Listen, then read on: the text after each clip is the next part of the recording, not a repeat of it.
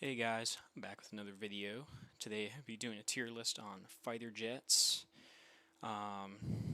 Just a couple down here that were included in the tier list that I find interesting. So yeah, let's go ahead and get started.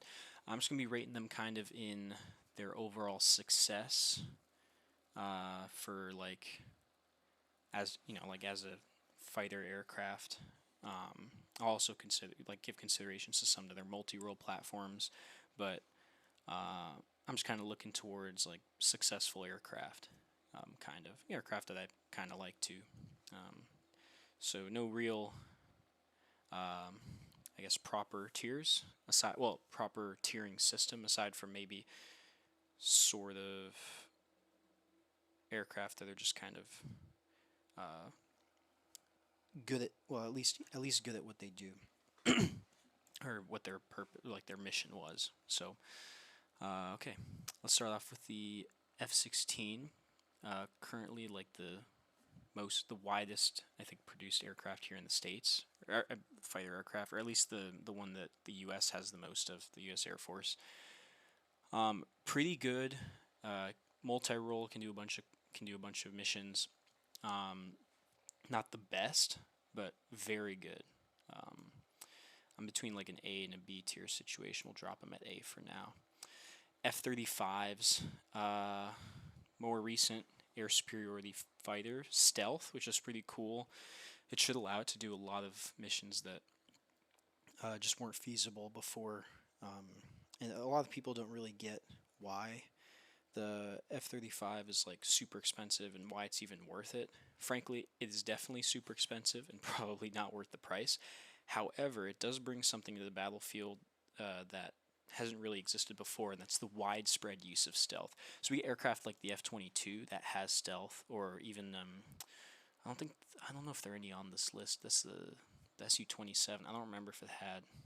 I think it was later models that had stealth. But anyways, these like air superiority fighters, single role situation, very specialized. Like they can carry some armament, they can take out some aircraft, but their main priority is to clear the airspace of enemy fighters. And here, now we have kind of a newer idea where let's make everything stealthy, and that means that the enemy's forced to place their radar a lot closer together. Otherwise, they create corridors that stealth aircraft can, fly through. There's an awesome video that kind of shows how it should work. Um, but yeah, I mean, I don't really have the editing prowess to explain how stealth works to those who may not know, but basically it means that you can do a lot more and being seen a lot less. So it doesn't completely erase you, but it could make you mistakable for maybe a bird or some kind of a bee. I don't know. Some they can reduce the signatures a lot, but it's not perfect. Anyways, because this cost a fortune, like, and make because I think we'll get to one day where this kind of stuff's worth it, but I think it's just such a fortune. I think I gotta bring it to C tier, the F-35s. Very cool tech. The F-35B can, sure, it can do vertical takeoff, which means a lot more nations can use it in their naval fleets that don't have like traditional aircraft carriers, but uh, it's just, yeah, it was a little bit of a flop. I think the money could have gone better spent towards maybe making better air superiority fighters. This is the interesting thing about the United States. They kind of like their fighters to do everything. Like you look at the F-18, the F-15. They can do bombs. The F-15's actually shot down a satellite before in Star Wars, not the movie, the actual mission. I think during the Reagan era, they made a missile that the F-15 could launch from it, and it would reach orbit and shoot down satellites. Which is pretty crazy. They don't do that anymore, but the fact that it has that capability just kind of goes to show how much the U.S. air doctrine, I think, is to have your aircraft be able to kind of do everything, even even the fighters. It's not a super traditional thing, which is interesting, but I'd say that this is a little too much multi-role for now. Maybe in the future it will be cheaper. I don't know. I gotta leave it at C tier. Okay, unfortunately, I don't remember what this aircraft is. It's kind of a crappy picture, but yeah, let's do a Russian plane now. This is, I think, the Su-27 flanker, kind of like the Soviet Union's or Russian, well, now Russian, response to the F-15 or F-14. I don't really remember, but anyways, yeah, kick-ass jet. You can actually, I think you can actually fly in one as a civilian if you go in. There, I think in somewhere in Eastern Europe, you can, of course, paying like a fortune, you can sit in the second seat and like go Mach 1 or 2, and it's pretty cool. Definitely bucket list situation, but aside from that, pretty capable aircraft. Nothing to sneeze at. I think I'll drop it on the B tier. I think it makes sense. All right, F-15. F-15, pretty kick-ass plane. Came after the F-14, the one you see in Top Gun. They still fly them today. There's a story about one where it landed and it only had one wing, which is pretty badass. After it got shot off, the pilot accelerated so much that basically he was relying so little on the wings for lift after he'd gotten the wings shot off that he could kind of fly without wings. So it's like pretty crazy to think about. But these kinds of jets, like some of them, you don't even need a wing to fly, which is pretty cool. Pretty tough plane. Got through a lot of the wars and the conflicts in the Middle East that the U.S. was involved. Very payload, very diverse payload capabilities. Shooting down satellites in orbit to gun pods. This thing could kind of do everything. So I think it's probably fair to drop it around a B because it was kind of expensive. I will put it ahead of the 27 because I haven't seen the Su-27 shoot down a satellite. It's pretty badass. Yeah, I think that's appropriate. All right, next, I think, if I'm not mistaken, this is the MiG 20. I'm sorry, I'm going to do this. Oh, it's the same picture. That's pretty funny. MiG 29. Epic. All right. MiG 29. I think it was Mikoyan's version of the kind of, or not version, but it was related. I think it's a similar kind of thought process in the design as the F-15. Don't really remember terribly what the whole point was. Yeah, frankly, I don't know a whole lot about it. I'll drop it. Yeah, I'll drop it here for now. F-18, what a plane. I think it definitely beats the F-16 because carrier aircraft can do a whole ton of crap. Very capable aircraft. Lots of cool armament.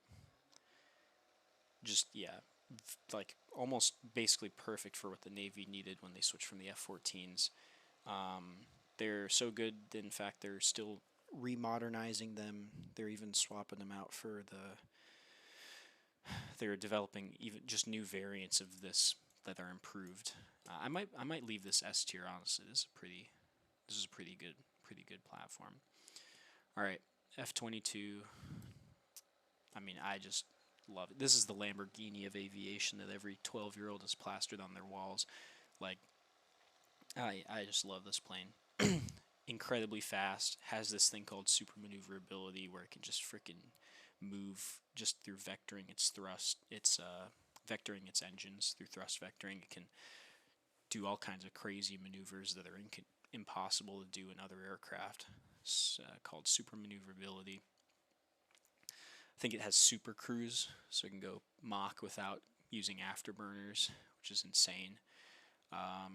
Not a lot of payload, but aside from that, the stealth it has, like I heard a story of it once approaching either a Rafale or a Mirage or some an allied like an aircraft from NATO aircraft or something, and it wasn't noticed until it was right beneath the aircraft, and it made itself aware to the other pilot. So yeah, insane aircraft. I gotta do it. Sorry guys, any haters out there? Sorry, I gotta do it. All right, Mirage, pretty cool plane. Just a shame that it's real old and nowhere near as good as any of these. Sorry. Then here, I think this is the Eurofighter. I think it's the Eurofighter Typhoon. Let's see if it's not the same picture, but I think it is. Okay. So Eurofighter Typhoon, really, really insane plane. Very good, developed by the EU. They did a pretty good job. It's kind of their F-16 equivalent aircraft. I'll drop it here, but frankly, I think between the F-16 and the Eurofighter, they're pretty matched, at least in terms of tiers, in my opinion. I guess I'll leave the F-16 ahead just because it's been deployed a lot more, and I love American planes. So sorry, but insane plane to the Europeans. Okay, I have no idea what this is. Definitely either a Sukhoi or I don't know what that is exactly. Let's see which one it is. Oh god. Oh, wait, crap. That's not the 27. That's the 33. Oh, oops. Okay. Su-33. Let's let's have a little.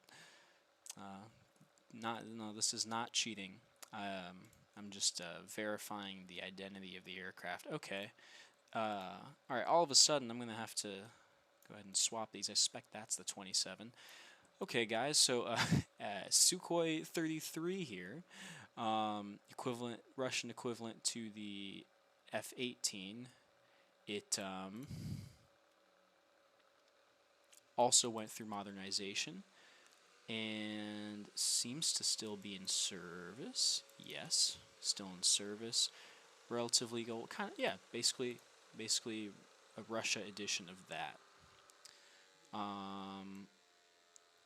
I'm so sorry, I don't know anything about this plane. Yeah. Well, they do have a lot of variants, so they really like it.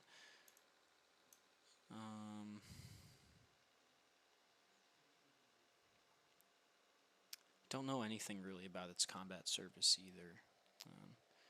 Well, for the sake of quote-unquote continuity, let's drop it here next to the F-18.